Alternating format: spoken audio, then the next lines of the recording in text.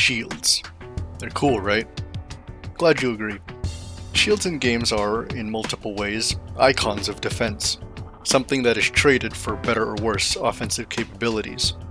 But more inspired game designers know that shields can be a major part of your offense, rewarding players for maintaining aggression and staying in during a fight. In the last video, I discussed how the system mechanics of a specific game were designed and changed over time.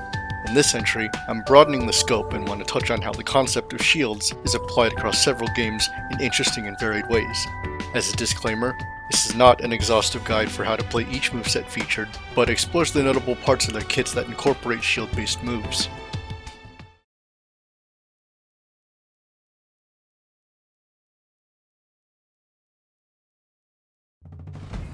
Charge Blade from the Monster Hunter series is characterized by its various attacks that possess a guard point, a short period during the animation that absorbs the hit of an incoming attack. This attribute is interconnected with the weapon's core gameplay mechanics, from resource management to capitalizing on damage.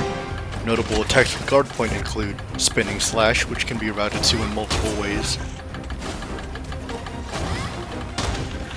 Fade Slash, available after most sword attacks,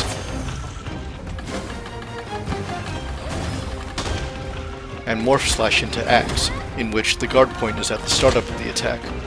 If you've used files gained from sword attacks to temporarily empower your shield, successful guard points discharge a small burst, dealing elemental or stun damage depending on the type of charge blade you have equipped. Successful guard points can route into important moves like AED, UAED,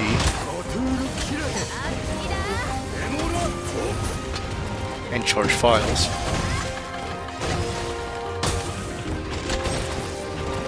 Side note, Morph Slash is available after most actions, such as other attacks with guard point, so it can be used after a guard point raised too early. This can save your skin from getting hit in many situations.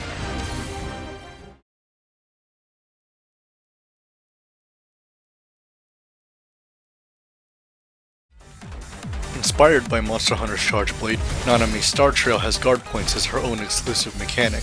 Red and blue orb skills have a very brief period in the animation startup that absorbs an attack. Either red or blue follow-ups are available afterward that fill the axe gauge used in her damage rotation.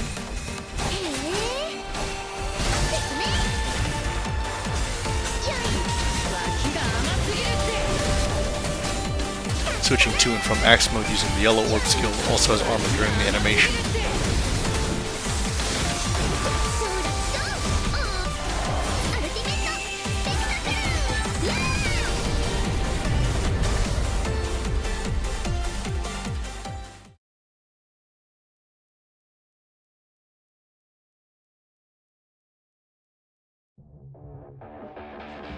Caesar's skill button at low energy performs a short shield bash, blocking a hit when timed before an enemy's attack.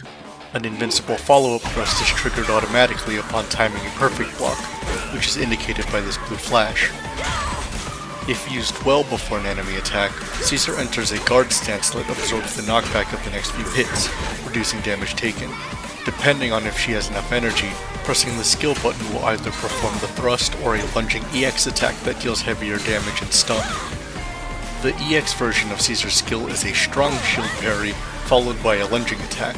When the shield portion is timed as a perfect block, the EX thrust follow-up can be used for free. The lunging attack also places her in guard stance afterward. If Caesar's dash attack is timed with an enemy's attack, it is treated as a hit from guard stance, allowing her to route into her thrust follow-ups.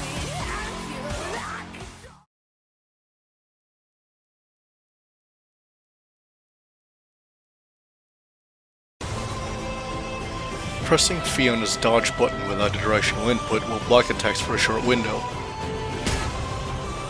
Upon a successful block, you can skip immediately to the third normal attack in her combo string, allowing quick access to her more powerful combo enders.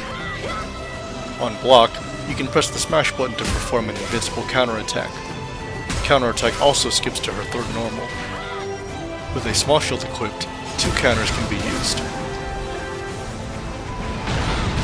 Blocking and then holding forward enters Fiona into heavy stander, which can withstand several attacks. If the enemy's attack is strong enough, it forces her into a knockback state. during which she can press the smash input to rush back in with a multi-hitting shield charge. Shield Deflection, quite possibly the greatest shield move ever designed, can be used at any point during most of her attack animations or neutral state. It will absorb multiple hits during its animation, and retains your position in your combo string. If you deflect during a smash attack, you can immediately recast that attack with increased damage, indicated by the yellow numbers. In specific cases, you can double cast moves with prolonged active frames, like Stigma Hammer.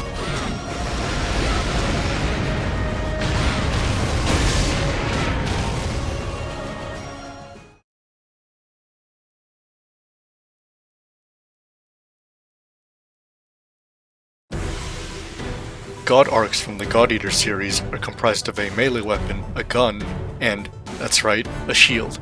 Holding sprint and dodge brings out the shield component to guard against enemy attacks, at the cost of stamina and a bit of chip damage. Depending on the type of shield, bucklers, shields, or towers, the deployment speed and damage taken will vary. Perfectly timing a guard, or just guard, will reduce damage taken to 0, as well as defend against certain bosses' unblockable drain attacks. In God Eater 3, you can perform a dive, quickly closing a large distance and dealing damage upon contact. This move either ascends or descends slightly depending on whether you're on the ground or airborne when using it. Inputting it twice ends the dive early. It can be used to chase enemies, transition to aerial attacks,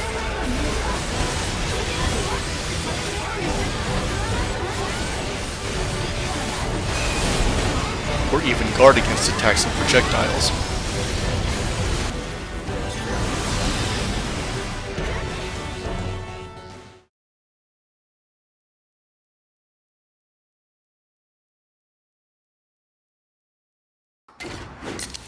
Zani from Wuthering Waves is the reason most of you clicked on this video. Using Zani's Resonant skill raises her shield up in front of her and skips to her basic attack 3, a series of frontal shield bashes. A delayed basic attack after basic 3 will trigger a special multi-hitting attack, rapidly filling her forte gauge. If the skill makes contact with an enemy attack during its quite lengthy window, it fills her forte gauge, grants her damage reduction, and performs a follow-up. The block also triggers a brief time stop, or stagnate, that allows you to time it with counterattack windows. Unlike someone I know, which is ideal for depleting enemy vibration bars. At full forte gauge, Zani's skill turns to a chargeable 2-hit greatsword attack that retains the blocking property and deals great damage. Since the sword skill is immediately available upon full forte, both skill versions can be used to block attacks back to back.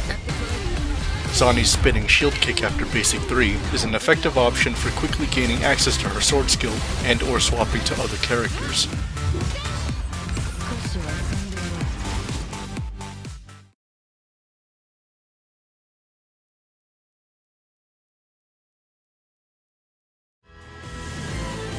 Wagner can enhance her next shield-based special move with 2-2B or 2-2C, best used before the opponent's wake up. Upon enhancement, her 214X, held 214X, and force function gain guard point a few frames after startup.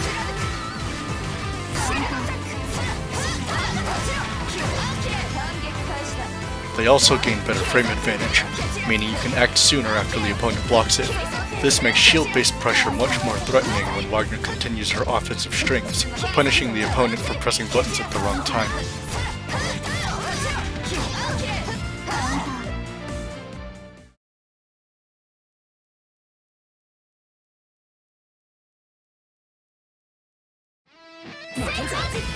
Mash beats her opponents with a shield.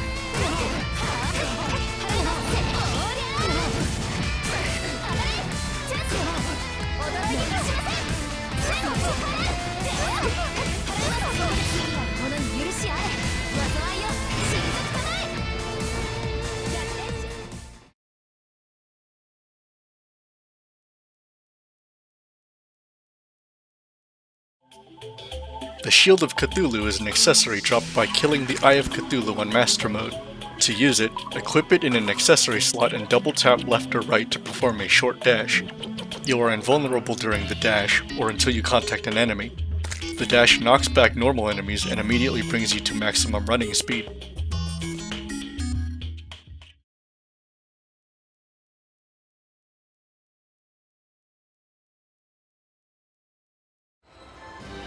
What do you mean this barely counts? Look, I'm including anyway. I don't care. I'm adding it. In Okami, equipping a Reflector in the sub-weapon slot allows Amaterasu to momentarily raise a Reflector as a shield. Successfully timing it against normal enemies triggers a devastating Izuna drop. This can cause a Demon Fang to drop, in addition to the one you get from the correct Celestial Rush finisher. And those are some of my favorite shield-based movesets from several different games. Did I miss one that you wanted me to talk about? You're welcome to keep it to yourself, because I don't care.